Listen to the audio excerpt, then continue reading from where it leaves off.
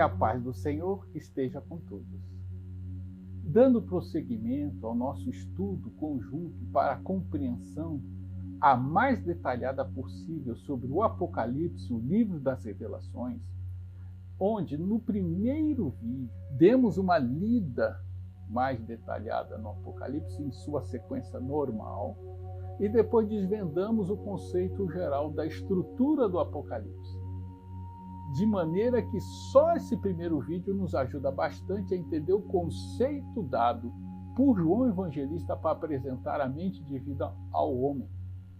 Nos vídeos seguintes, nós começamos a ir fundo estudando tanto os avisos de Deus como as ações dos homens diante dos avisos de Deus nessa sequência, e tivemos já revelações incríveis, impressionante.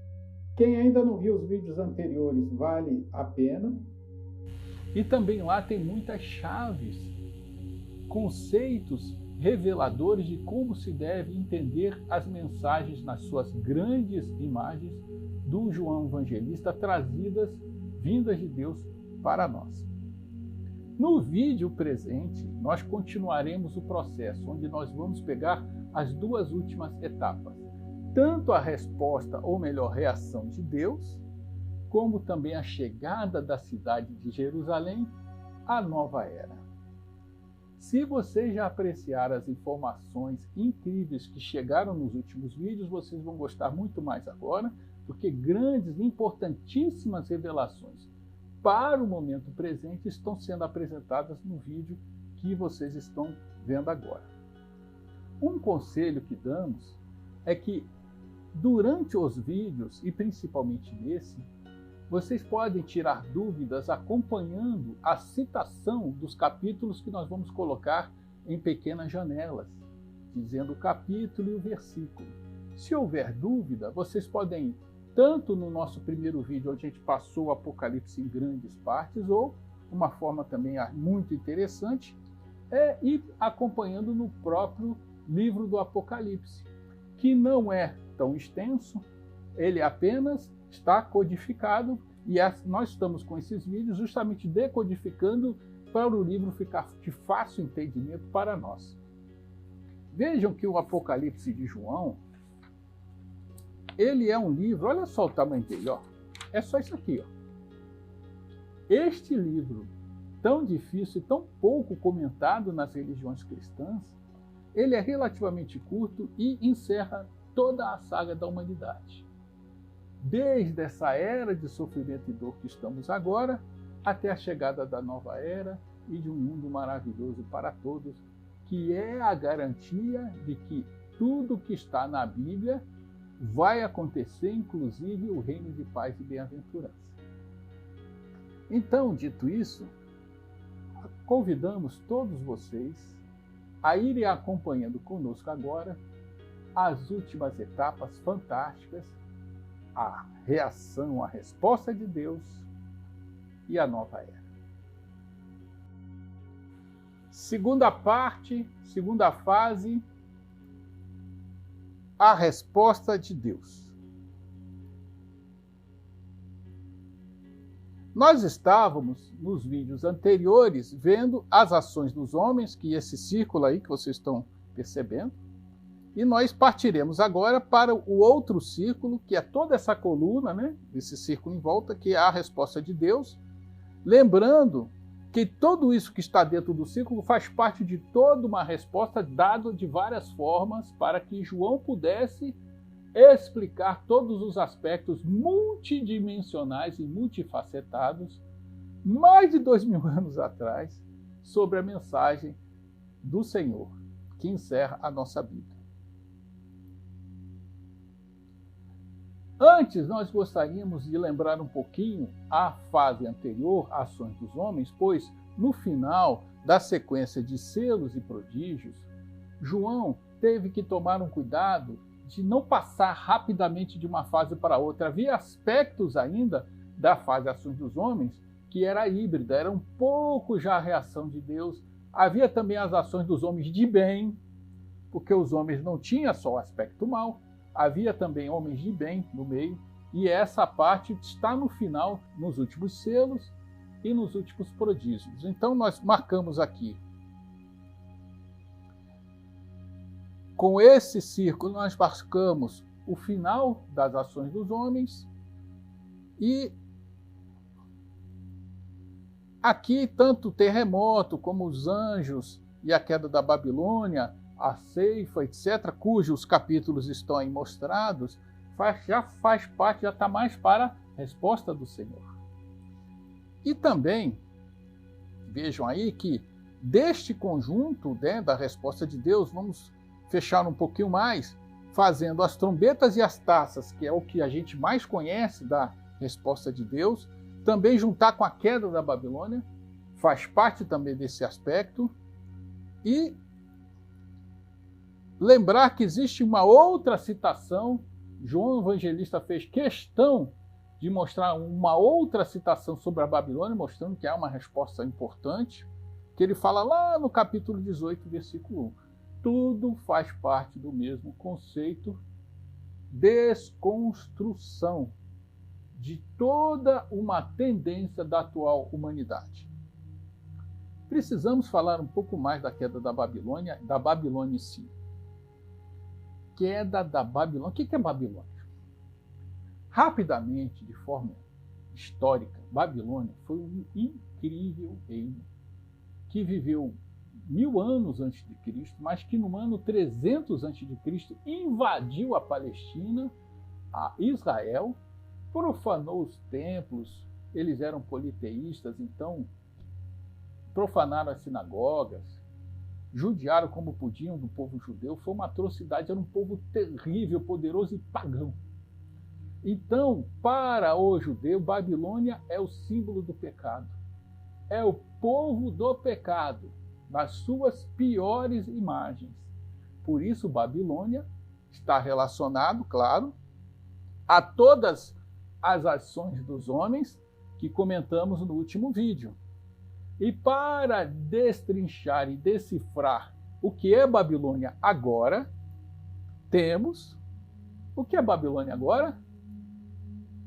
É a ganância, a ânsia do poder, o egoísmo e o materialismo pagão, mesmo entre os cristãos, como nós já falamos. Existe até um materialismo, egoísmo religioso em muitas igrejas, mostrando que estamos realmente no fundo do poço. Nem os religiosos, muitos deles não estão escapando desse materialismo e paganismo moderno. E está representado, então, a Babilônia como todo esse conceito civilizatório egoísta materialista que temos falado exaustivamente. Não há dúvida sobre isso, é só para confirmar realmente, Babilônia é a civilização como ela é hoje, em seus aspectos de egoísmo, materialismo, sofrimento e muita dor para a maioria da humanidade. Dito isso, a gente vai prosseguir agora com as respostas de Deus na sua tradição, ou seja, as trombetas e as taças.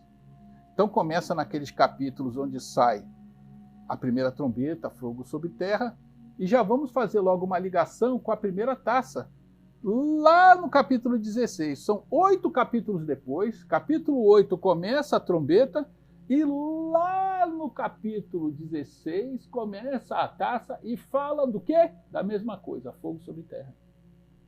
É o certificado de garantia de que está se falando da mesma coisa. É quase uma chave para dizer, ele está repetindo por quê? Só está falando a mesma coisa, em duas partes diferentes, pequenas mudanças, mas a sequência, vocês vão ver, muito interessante. Bom, primeiro nós vamos lembrar que o símbolo trombeta, dependendo como a gente coloca, e o símbolo da taça também já tem um significado aí, uma senha também. É quase como se falasse, vai ligando que vocês vão entender. Porque os dois símbolos, dependendo de como você pega essas imagens, olha só, elas não se parecem?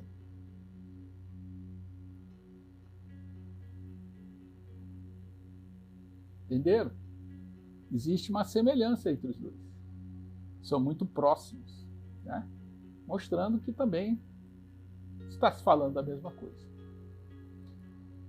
Vamos continuar. Símbolo trombeta, símbolo taça, sigamos. Então temos a segunda trombeta, fogo sobre o mar. Terceira trombeta, fogo sobre os rios e pontes.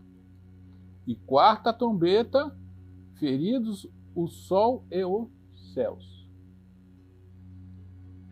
O que tem na taça?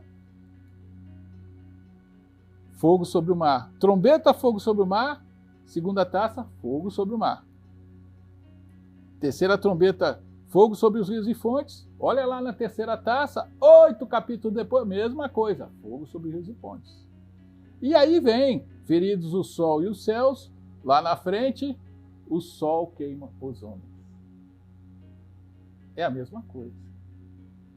E também mostra que é aquela fase que comentamos em vídeos anteriores, principalmente o segundo, que é uma desconstrução. Existe todo um raciocínio que mostra que destruição não quer dizer que vai acabar as coisas, pode ser uma belíssima reforma em andamento, e é o que acontece. Muitas vezes a casa está numa situação tal que você precisa desconstruir, deixar ela abaixo para construir algo novo e bom em cima, aproveitando aqui e ali alguma coisa da velha casa. Mas nada disso fica para o morador muito pavoroso se o morador entender a intenção de quem está fazendo a reforma, que é o que Apocalipse quer mostrar. Ele diz praticamente, filho, se precisar eu vou fazer a reforma e vou ter que desconstruir. E não se apavore. O meu projeto é bom para você. É uma mensagem que está por baixo do Apocalipse. E nós veremos juntos porque isso é muito bom para nós, caso aconteça. Seguimos 4 trombetas, 4 taças. Quinta, uma grande batalha. Sexta, do rio Eufrates, uma grande guerra. E nós temos as correspondentes taças, dores e feridas. Não é uma ligação direta, mas batalha é dor e sofrimento. E depois temos a sexta, que repete o rio Eufrates, e uma guerra num local chamado Armagedon, que se fosse fazer um estudo histórico, Armagedon é o Monte Megido, que fica mais ou menos ao norte de Israel, onde houve várias cidades e estados importantes, são várias camadas de civilizações, não se para de escavar lá, sempre está achando uma civilização uma embaixo da outra, e simboliza uma região em Israel, onde haverá a guerra final. Não sabemos até onde isso é fisicamente o que vai acontecer, ou se está se localizando Israel, mais ou menos, como um local onde haverá um grande conflito. O que podemos confessar entre nós não nos surpreenderia nada, porque, por exemplo, a região ali do rio Tigre e Eufrates é justamente onde tem Iraque, Síria, até uma parte do Irã, onde os conflitos nos últimos séculos têm sido constantes, principalmente no século XX e XXI. Então, não é surpresa, inclusive é impressionante que desde 2000 anos atrás se vaticinava uma grande, vamos dizer, um grande sofrimento e dor e conflitos na região, que não para, parece um vulcão querendo explodir a qualquer momento. Mas tem algo que a gente gostaria de mostrar com mais clareza ainda, a precisão profética de João Evangelista. Desse conjunto, dessas construções que João Evangelista fez, há uma sobre a descrição do rio Tigre, Eufrates e a guerra, que ele diz o seguinte: e vi, vamos ler juntos, e vi uma estrela que caiu do céu, e do poço do abismo que ela abriu subiu fumo, e escureceu o sol e o ar com o fumo do poço. Olha só, a parte que eu gostaria de destacar. Prestem atenção nessa descrição, nós vamos dar uma analisada nela e ficaremos todos impressionadíssimos. Olha só. E desse poço, ou do poço, saíram gafanhotos, parecidos com cavalos para a batalha, e seus rostos eram como rostos de homens, vestiam couraças de ferro, e o estrondo de suas asas, olha, voavam, né? Asas, era como o estrondo de carros com muitos cavalos que correm para o combate. E tinham caudas como a dos escorpiões, e haviam aguilhões nas suas caudas, e o seu poder se estendia a fazerem mal aos homens 5 meses. Minha Nossa Senhora. Parece uma coisa meio absurda, né? Sair de um poço lá no antigo Rio Eufrates, uma nuvem de gafanhotos fazendo muito barulho, com couraça de ferro, etc. Mas, como realizamos os nossos estudos espirituais usando chaves elevadas que correlacionaram as bestas e os prodígios com os grandes impérios como a União Soviética, o imperialismo britânico, a Alemanha nazista e os Estados Unidos, nós teremos, considerando que a reação ou resposta de Deus é exatamente contra esses seres pictoricamente descritos como bestas e prodígios, nós vamos usar o mesmo raciocínio para concluir sobre essa descrição feita por João Evangelista. Se nós utilizarmos os mesmos raciocínios, teremos que dizer, então, que essa descrição tem que estar de acordo com o período histórico atual e afetando o imperialismo e as potências que nós já mencionamos. Nisso é que nós vamos basear o nosso raciocínio e acompanhe com a gente. Logo no começo, há uma descrição de João Evangelista de uma estrela que cai do céu na terra, abre um enorme poço, desse poço se levanta um fumo que cobre o céu e o sol.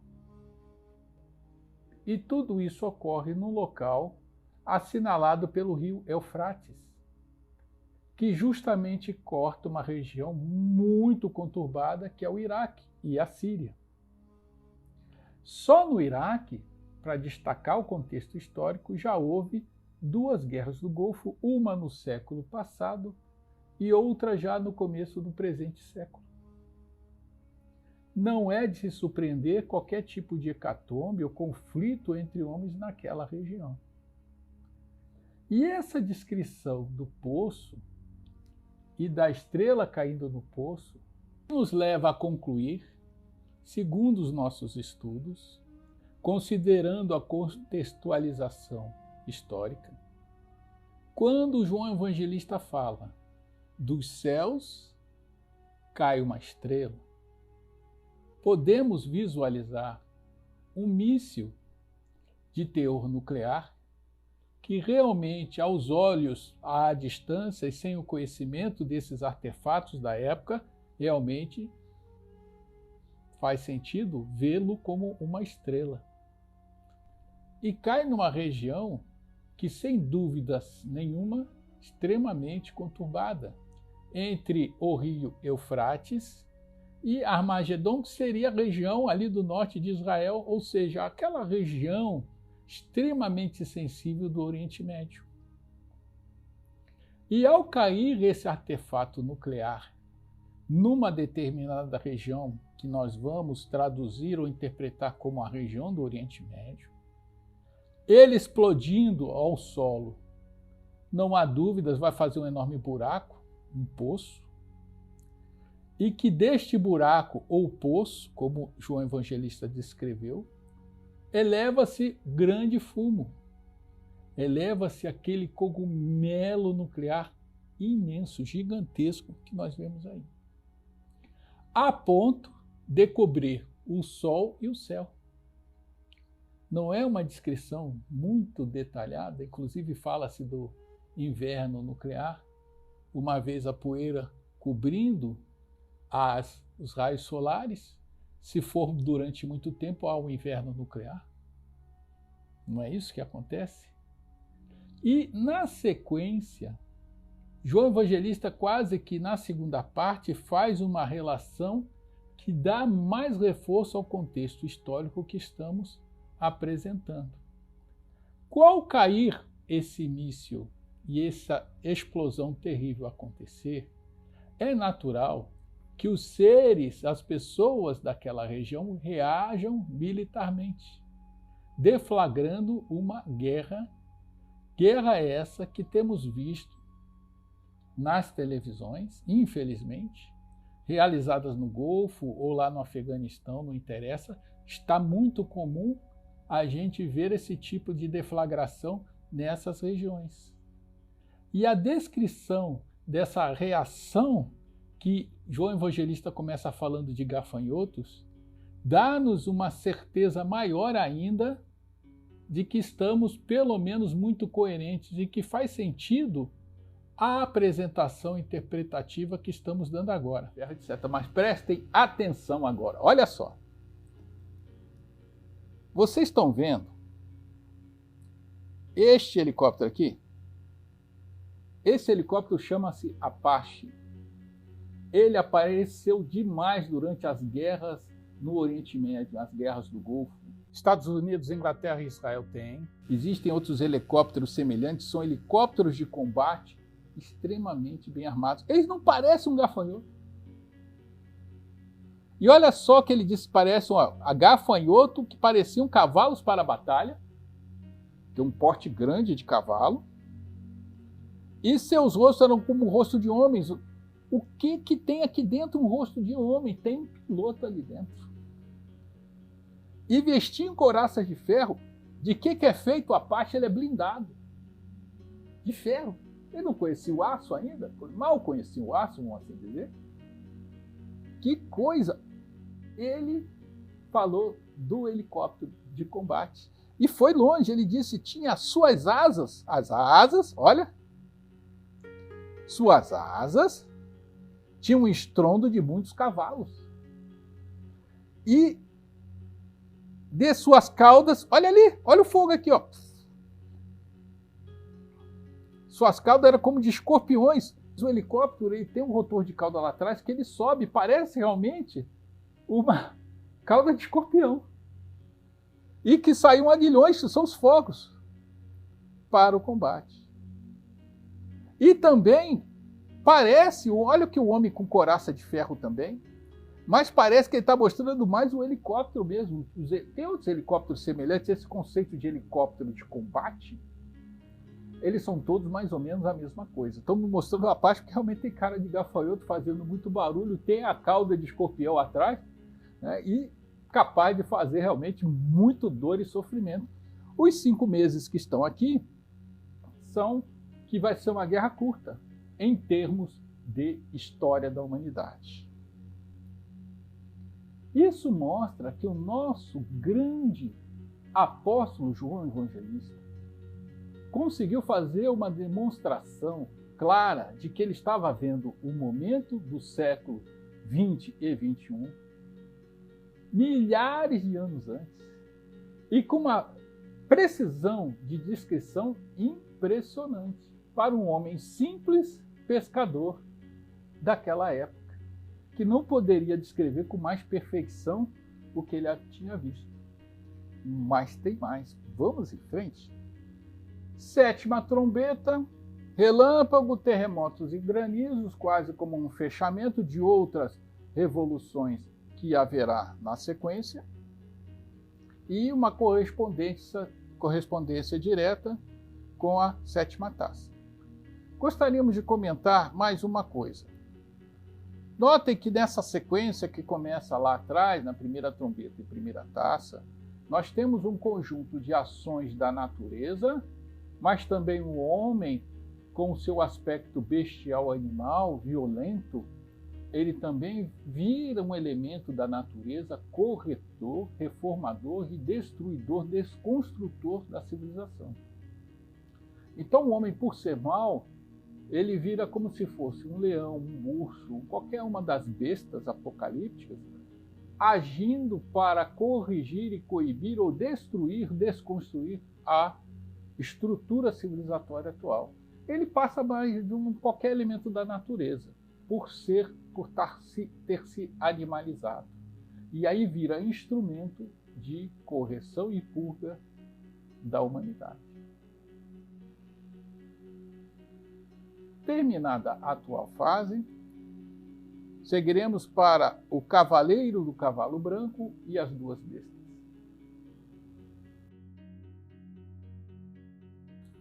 A essa altura, precisamos de um ponto de parada e de reflexão para reforçar alguns aspectos e apresentar outros, pois estamos entrando num terreno cada vez mais profundo na mensagem divina. Em primeiro lugar, precisamos reforçar a ideia de que só estamos apresentando as principais partes, porque, como nós já dissemos, se nós entrarmos muito fundo, podemos nos perder, até porque esses detalhes que se apresentam em adereços até relativamente fortes são para proteger a mensagem sagrada dos maus. Comentamos já exaustivamente sobre isso. E quando a gente entra, por exemplo, numa catedral e fica se perdendo nos adereços, nas obras de arte, a gente perde o foco de ver o Senhor e a sua mensagem lá no fundo da catedral. Então nós estamos tentando focar o fundo da catedral e não os detalhes em volta. Uma segunda parte, ela é muito importante. Nós estamos tentando sempre fazer uma contextualização para a era atual, dadas as indicações das referências espirituais que nós estamos comentando.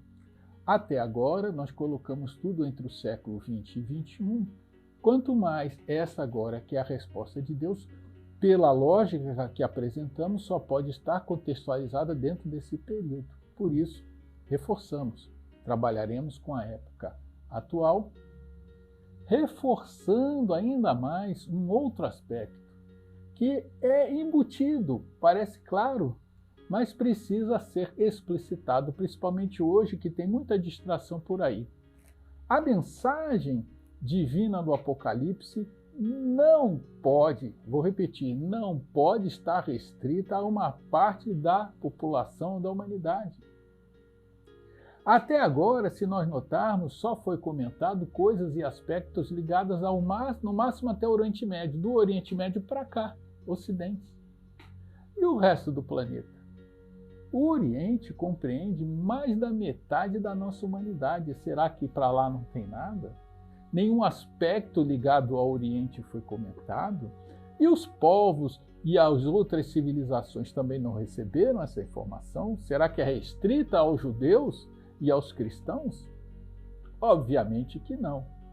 Nós não poderemos entrar nesses detalhes.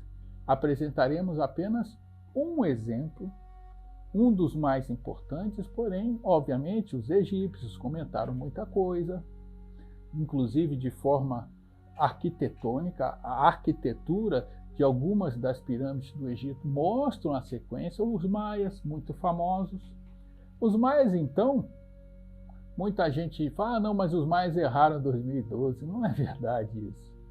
Os maias trabalham com épocas, com eras, e apontaram até com 3.000 anos antes, com muita precisão, diga-se de passagem, esta era presente como a era da grande virada. E nisso é impressionante. Não é o nosso trabalho, talvez a gente faça no futuro, mas mostra, pelo contrário, mostra que os maias estavam muito sintonizados com o alto, tanto que receberam a informação. A tribo Hopi, que é uma tribo americana, também fala a mesma coisa. Temos os budistas falando também de uma grande era, e por aí vai. A mensagem chegou na versão que poderia ser absorvida por aqueles povos. Nós mostraremos um aspecto que nós julgamos o mais impressionante, tanto pela contextualização, como pela grandeza do evento, que ocorreu no século XX e uma pequena parte de XXI. Dito bem isso, podemos seguir em frente.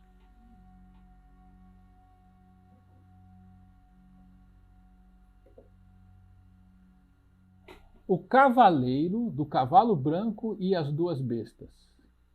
precisaremos fazer uma revisão do que está escrito para trazermos o pensamento do que nós falamos, era atual, eventos atuais e ligados não só a uma parte da Terra, mas ao planeta como um todo. Vamos ver o que o Oriente nos traz nesse contexto. Primeiro, vamos ler aqui no capítulo 2, versículo 11, esse contexto que está apresentado do cavaleiro do cavalo branco e as duas bestas. Então, começa assim. Depois vi o céu aberto, e eis que aparecem um cavalo branco e o que estava montado nele, que se chama Fiel e o Verdadeiro. Vamos prestar atenção, depois nós vamos pegar todo esse texto e mostrar coisas incríveis sobre o que está sendo descrito. Fiel e verdadeiro. É aquele que julga e peleja justamente. E seus olhos eram como chama de fogo, e sua cabeça estavam postos muitos diademas.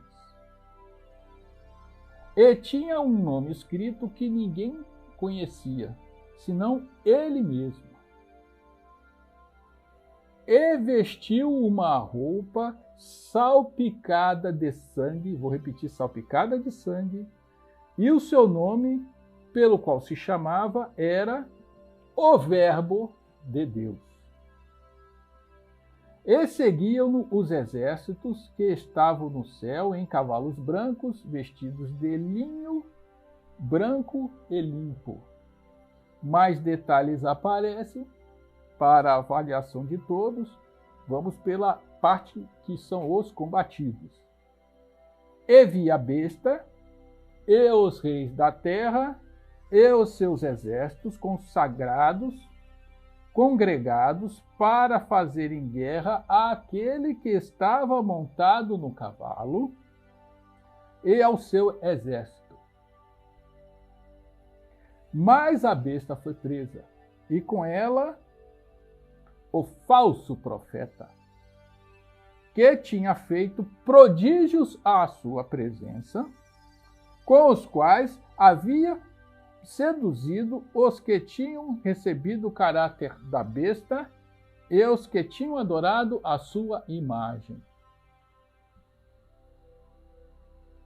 Estes dois foram lançados vivos no tanque ardente de fogo e de enxofre. E os outros morreram pela espada, que saía da boca do que estava montado sobre o cavalo. E as aves se fartaram das carnes deles. Esse é o resumo do que está descrito sobre o homem do cavalo branco. E nós, dentro dos conceitos que apresentamos nas imagens anteriores, traremos uma contribuição sobre o que o Oriente, de uma forma bem abrangente, poderia nos dar sobre isso. Os hindus, mas também os sikhs e os budistas, falam de um ser chamado o Kalki Avatar. Precisaremos saber primeiro o que é avatar, né? Não é esses avatares que nós comentamos nos ambientes virtuais. É muito mais. Avatar é um nome sânscrito,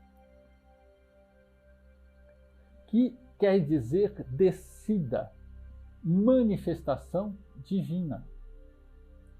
Os avatares, segundo a tradição védica hindu, é a manifestação terrena, ou seja, a encarnação do ser Vishnu. Vishnu é uma das 3 manifestações do divino: Brahma, Vishnu e Shiva. Brahma, o Criador, Vishnu, o Preservador, e Shiva, o Transformador, também chamado de Destruidor, mas é o Destruidor na função de transformar, de fazer as coisas novas, renovadas. Esses 3, apesar das interpretações infelizes de algumas crenças diferentes dos hindus, eles, na verdade, não são 3 deuses, como a gente costumaria pensar. São manifestações.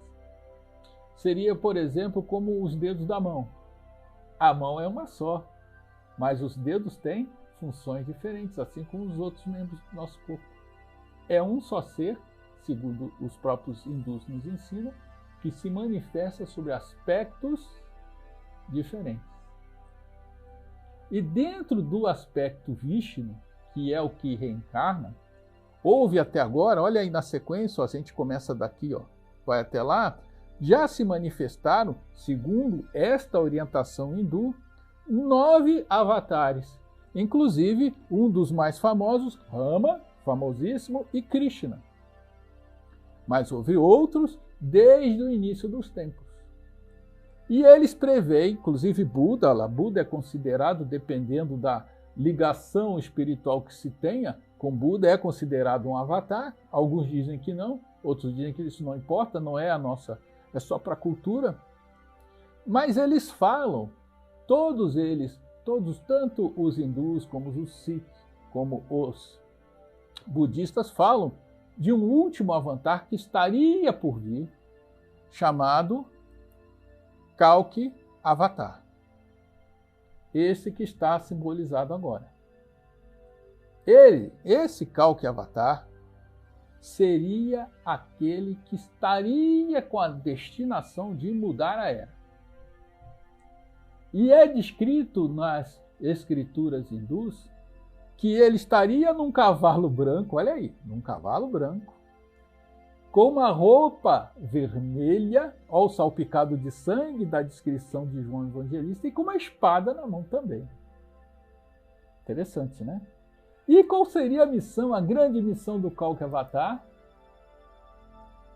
Tirar a humanidade, o planeta, olha, o planeta, da era de Kali e Yuga, ou era das trevas, indiscutível isso daí, perfeito alinhamento com o Apocalipse, e passar para a era da luz, Satya Yuga. Eles então têm, vamos dizer, uma versão do Apocalipse onde viria um ser que faria essa virada de era. Só basta a gente se perguntar se existe uma contextualização histórica da parte deles, como nós vimos no nosso Apocalipse, e nós vamos ver que tem. Qual seria ela? Satya Sai Baba. Este ser, que não poderemos esgotar a descrição sobre eles, qualquer coisa que o fizermos já estará diminuindo. Ele é o ser que encarnou em 1925 na Índia e desencarnou em 2011, lá na Índia, claro, cujo nome quer dizer Satya, verdade, Sai, mãe, e Baba, pai, ou seja, a verdade, mãe e pai, cuja história é uma sequência de fenômenos espirituais de altíssimo gabarito e que só poderemos resumir em alguns minutos. Por exemplo, ele se diz avatar, o avatar de Vishnu, ou seja, ele diz que foi Rama e Krishna. Recheou sua vida de coisas que fizeram os homens ficarem boquiabertos. Só de ressurreições, pessoas mortas que estavam já em fase de decomposição, ressuscitadas mais de meia dúzia. Curou cegos, paralíticos, pessoas desencarnadas, não só na Índia pessoalmente, mas pessoas que pediam para ele de qualquer lugar do mundo. Ele aparecia às vezes na frente da pessoa e realizava a cura. E depois, quando a pessoa ia na Índia, ele lembrava: eu curei você, eu estava lá. Nas reuniões que ele faz na Índia, as pessoas às vezes estão num determinado local onde se encontram com ele, e a pessoa está falando qualquer coisa ou pensando qualquer coisa, ele entra e diz: olha, você está pensando assim, e não era para pensar, você tem que estar pensando em Deus. Ele se desmaterializava, entrava dentro de paredes e saía. apareceu em várias pessoas em sonhos, informando coisas relativas à vida dele, não só na Índia, mais uma vez, em toda a parte do mundo. A vida dele era salpicada de milagres, então com as mãos, ele fechava as mãos e materializava joias, flores, relógios, realizava materializações na areia de estátuas grandes e pequenas. Nada era impossível, ele chegou a materializar arco-íris. Este que vos fala mais uma vez, eu mesmo vi e presenciei arco-íris em Brasília no dia do aniversário dele, há mais de uma década atrás. Mas na Índia também ele materializava e falava, eu materializei para provar a você quem eu sou. E a beleza da mensagem dele é que ele faz questão de dizer que não veio para criar religião nenhuma, quer que a pessoa seja melhor na religião do que ele está. Fala maravilhas de Jesus, comemorava o Natal, explicava que o Natal não era esse banquete farto para quem não precisa, era o auxílio aos pobres, aos necessitados. E também a lembrança das mensagens do Cristo, é isso que era o Natal. Ele falava do evento de Jesus como se estivesse lá, chegou a materializar livros que ele disse que foram materializados lá do Mar Morto para mostrar que o que ele estava falando do Cristo estava registrado na época, só que ainda estava cedo para ser descoberto pelos homens, e ele desmaterializava de novo e devolvia espiritualmente para o local. E nós poderíamos, olha, eu fui na Índia em 2006, eu ouvi de muita gente séria testemunhos pessoais e coletivos dos fenômenos que ele fazia. Eu mesmo vi ele materializar muita coisa, tive também bênçãos dele em minha vida, mas não estou aqui querendo defendê-lo, porque até ele mesmo diz, não queremos trazer ninguém para a religião nenhuma. A grande missão é, primeiro, fazer a pessoa ser melhor na religião que está, pois a essência das religiões, segundo ele, é Deus, e encontrando Deus se encontra tudo. Então ele não queria isso, afastou essa ideia, vamos fazer uma religião. Não, nada disso. Sigam a que vocês estão. Que Deus está lá e é o suficiente. E por aí vai, várias e várias coisas que, como eu digo, não dá, é inesgotável, precisaríamos fazer um filme ou um vídeo específico só estudando isso e seriam várias horas. Não é possível. Na internet comentaremos logo em seguida, há muita coisa. Inclusive, outra coisa interessante. Ele diz que é o Avatar e ele usa várias roupas. Ele usa uma roupa laranja, uma roupa branca, às vezes uma roupa que eles chamam de sari dourada, raras vezes, mas usava também roupa vermelha. Como é que era a roupa do famoso homem do cavalo branco, de João Evangelista? Vermelha. E não só isso, muita coisa sobre Sai Baba encontraremos no livro Sai Baba, o Homem dos Milagres, de Howard Murphy, onde teremos mais profundamente essa informação. O importante é o seguinte, ele diz que é um avatar, diz que é o avatar de Vishnu, garante que ele foi Rama e Krishna, inclusive como a autoridade da qual ele se investe ninguém discute.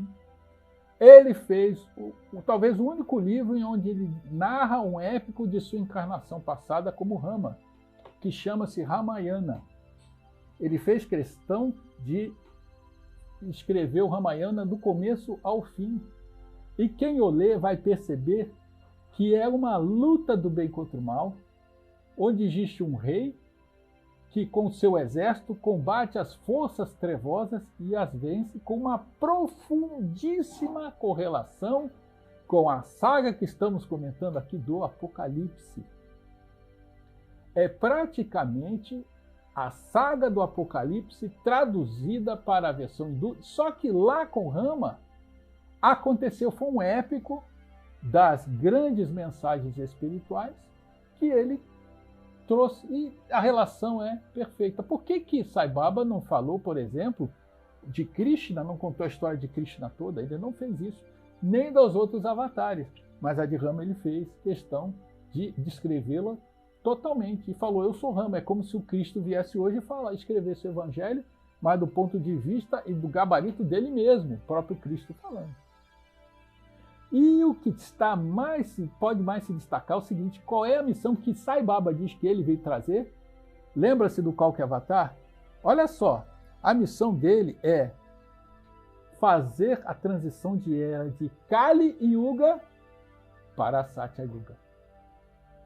Então estamos com um ser com uma autoridade divina que encarnou na era, quer dizer, o contexto histórico, e que fez, e que determina, e que fala que ele veio fazer a grande transição de era. Da era das trevas para a era da luz, exatamente como falou o Kalki Avatar, que estava de vermelho. Sai Baba veste vermelho habitualmente, e também o nosso cavaleiro, o cavalo branco, também veio fazer o combate para a transição da era. Tanto que esses capítulos são os últimos capítulos da resposta de Deus. Nós não veremos, só veremos mais um pouquinho, mas não veremos mais depois disso. Praticamente a resposta de Deus está terminada a partir desse momento. E para nós darmos mais um reforço, já que estamos num relato verbal, recomendamos procurar na internet, infelizmente a maioria das referências está em inglês, sobre Satya Sai Baba. Mas há também um vídeo muito importante no YouTube sobre Divaldo Pereira Franco, uma grande referência espiritual entre os espíritos, onde ele pessoalmente tem vivências e experiências com o Satya Sai Baba e vai na Índia e vê com seus olhos de médium o fenômeno espiritual Satya Sai Baba. Vale a pena, é um vídeo de um pouco mais de 1 hora, mas todo ele delicioso, impressionante, e reforça tudo o que estamos dizendo e, claro, dá muito mais informações para nos convencer deste fenômeno espiritual Satya Sai. O que nos importa aqui é ele dizer, primeiro, é o momento presente, há uma coincidência, um alinhamento profético perfeito sobre o fenômeno Satya Sai Baba e tudo que nós falamos sobre esta época. Ele vem ratificar a mudança de era, como temos dito, e mostra que é um fenômeno global. Não está no Ocidente, no Oriente, está em toda parte. Nós podemos dar alguns esclarecimentos sobre esse fenômeno espiritual Satya Sai Baba, mas não podemos esgotar o assunto, essa que é a verdade. Uma dúvida que vai ocorrer logo quando começarem a fazer alguma pesquisa sobre esse ser na internet, nas redes sociais, é claro, verão também muitas notícias de que ele foi desmascarado, que ele é uma fraude, que é um charlatão, descobriram como é que ele faz aqueles truques, etc. Nada mais natural, já que seres deste nível de ordem elevada costumam ser atacados, caluniados e perseguidos. Os próprios profetas, Jesus, os apóstolos, santos, o nosso amado Chico Xavier, todos eles receberam esse tipo de calúnia e de crítica. O que nós podemos responder é o seguinte, e façam essa análise: se esses que estão acusando o Satya Sai Baba foram lá para desmascará-lo, já que ele ficou mais de 80 anos na Terra fazendo milagres diuturnamente, todos os dias sem parar.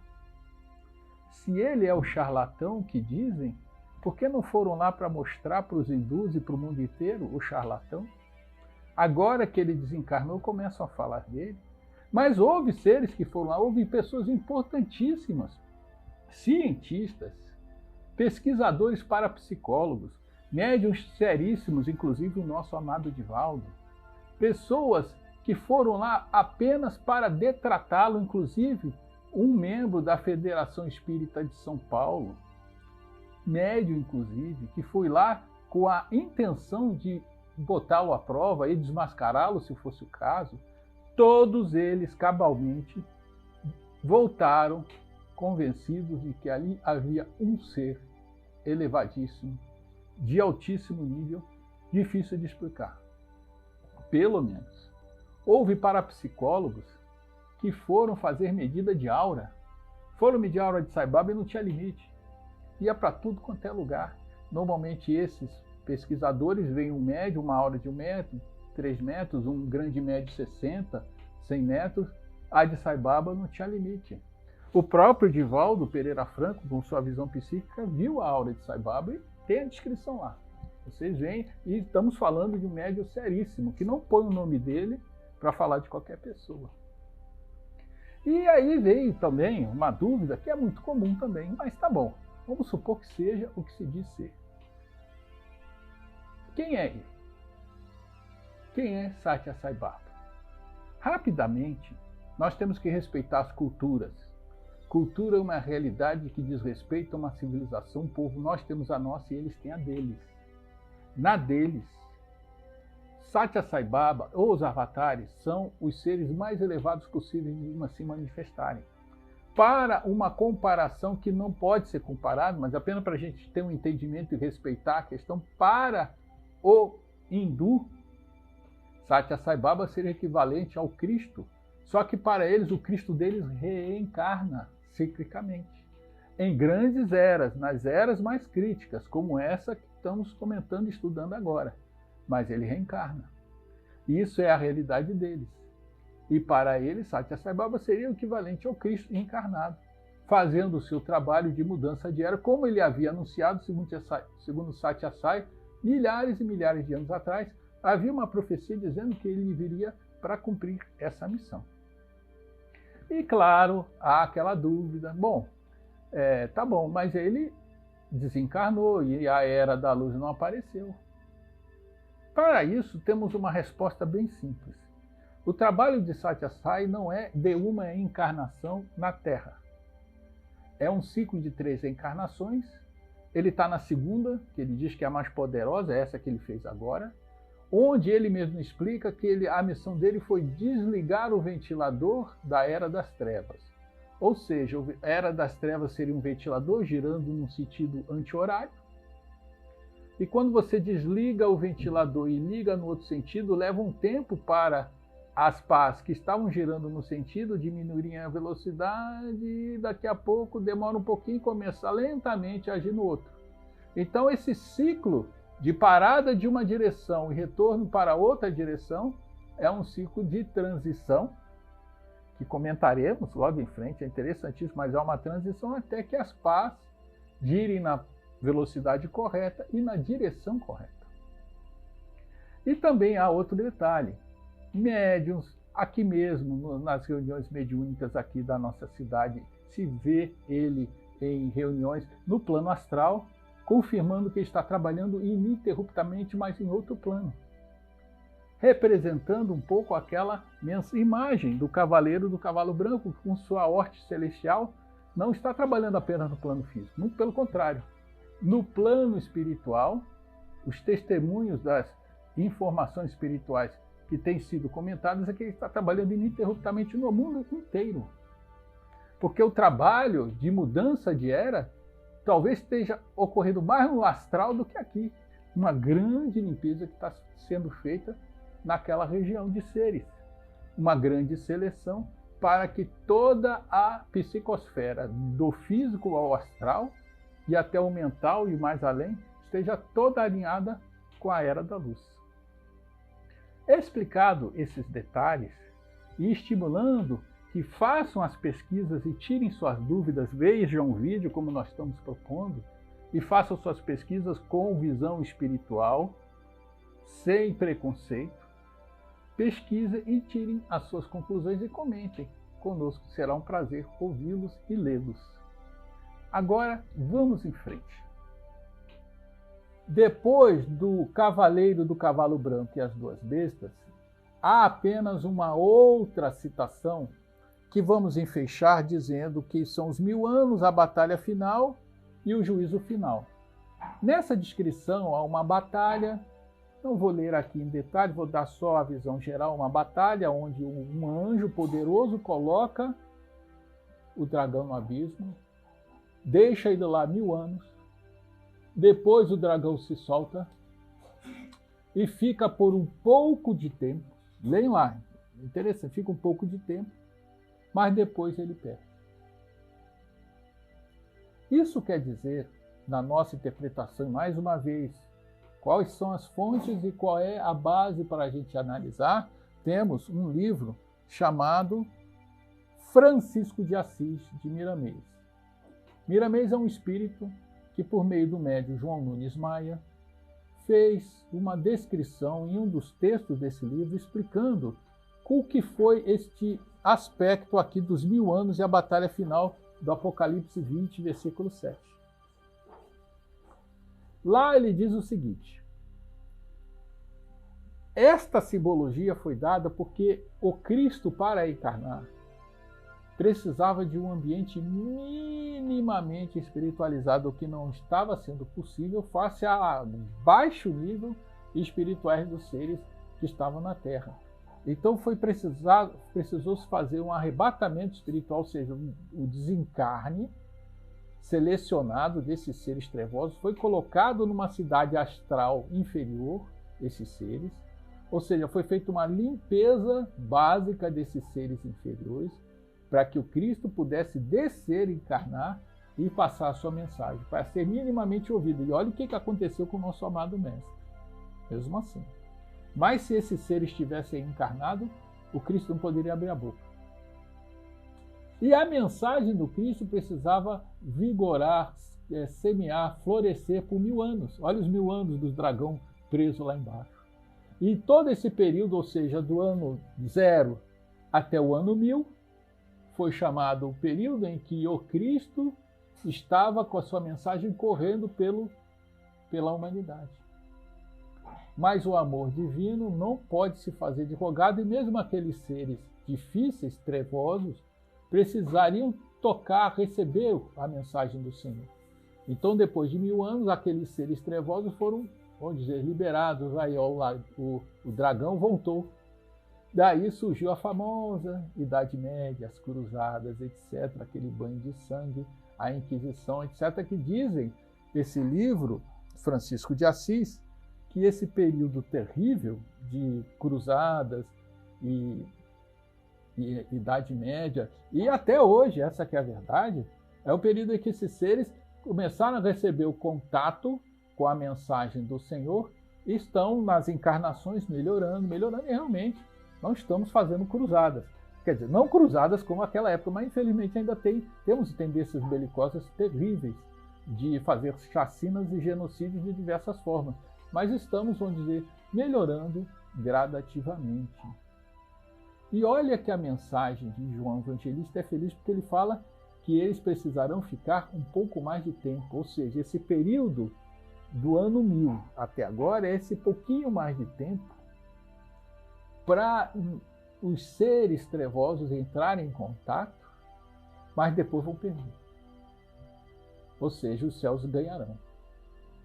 Mais uma vez, João Evangelista foi para o outro aspecto para explicar os 2000 anos do advento do Cristo até agora, o que está acontecendo desse outro prisma. São vários prismas, reforçamos, mas esse é um prisma que nós só recebemos as informações graças a esse espírito de Miramês, que não é por acaso, reencarnou com Francisco de Assis na Idade Média. E Francisco de Assis, o livro explica, é a reencarnação de João Evangelista, o nosso revelador do Apocalipse. Incrível, né?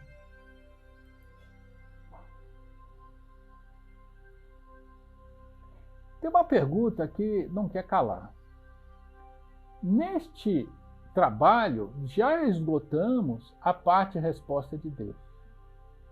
E nós estamos aqui em meio à pandemia, entre guerras e confusões e violência. Nós falamos, meu Deus, o que está acontecendo?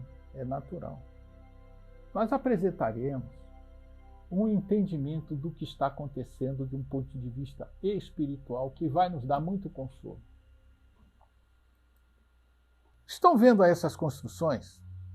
São casas depauperadas, críticas, perigosas para a habitação humana, que precisam receber algum tipo de reforma.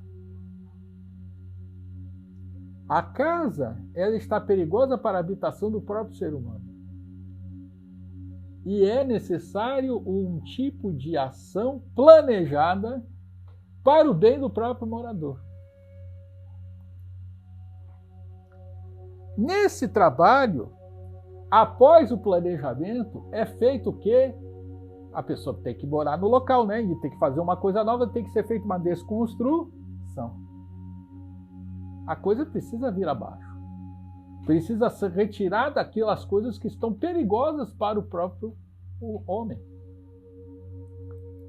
E numa segunda fase, lá vem aproveitando até um pouco do que estava antes, porque a desconstrução, ela seleciona, às vezes até um tijolo pode ser utilizado, a base vai ser utilizada, mas em cima daquilo que foi desconstruído se constrói algo novo em cima. E a partir daí, que maravilha, olha a nossa casa. Que beleza! Mas o que é isso? É o objetivo final. E se a gente perguntar para essa família aí, vem cá, você lembra daquela construção antiga lá que você estava? Você quer saber dela? A resposta que tu vai receber, sai fora. Não quero saber nunca mais. Depois que a obra está construída, ou melhor, se a gente entende o objetivo, a gente se conforta, porque o objetivo é belíssimo. É nos dar algo muito melhor. É nos dar a chave da casa e a família feliz. Tudo foi feito para o bem do morador, para o bem do homem. Captaram? É um projeto que, segundo os espíritos, é muito comum, é o que mais acontece no universo. Essa sequência de reforma, de desconstrução em construção e renovação, lembra Brahma, Vishnu e Shiva? Um cria, o outro desconstrói, ou destrói, ou transforma, e o outro preserva. Essa fase de construção e desconstrução, ela é comum, é o que se faz no universo, para que ele continue novo, remoçado, cada vez mais bonito. A própria Terra já passou por isso várias vezes, mas não com a nossa geração. Mas a nossa geração atual, que é muito mais aperfeiçoada do que os homens primitivos de 250 mil anos atrás, só chegou nessa fase melhorada graças a também desconstruções, renovações feitas no passado. Nós estamos numa fase delas, para chegar numa casa bem mais avançada. Então, a gente pode dizer que da casa depauperada, chega a desconstrução, passa-se pela construção de algo novo em cima e depois para a casa melhorada, tudo passando pelo planejamento.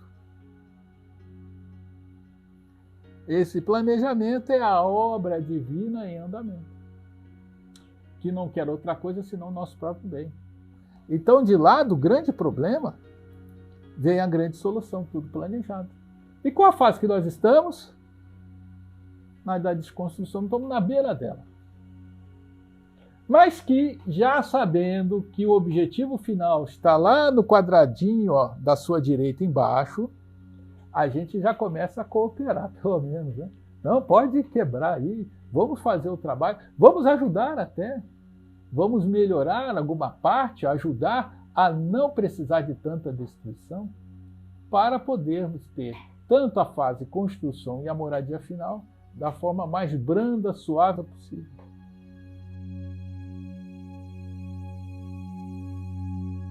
E assim terminamos a parte 4, as taças, as trombetas e a queda da Babilônia. Assistam agora ao 5º e último vídeo, a nova cidade de Jerusalém e a nova era.